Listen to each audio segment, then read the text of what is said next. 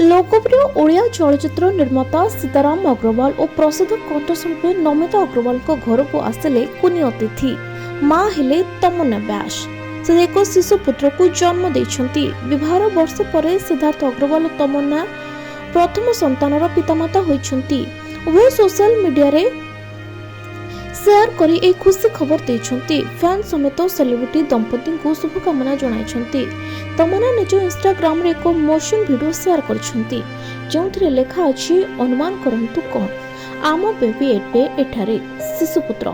यह शेयर कर से कैप्शन लिखिछंती हमर हृदय आहुरी बड़ होई गला। से तमन्ना एबे 3 जण परिवार।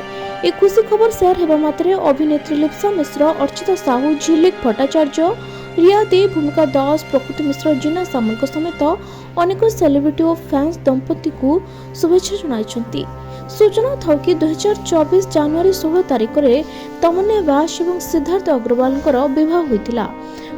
ब्रह्मपुर मेफेयर होटेल यही दंपति ग्रांड समारोह परिवार और सांगसाथी उपस्थिति रे हिंदू रीतिनीति रे हाथ को दिहात होइतिले। तेबे विवाहर वर्ष पर 14 अक्टोबर 2025 उभय प्रथम संतानर पितामाता होइछंती।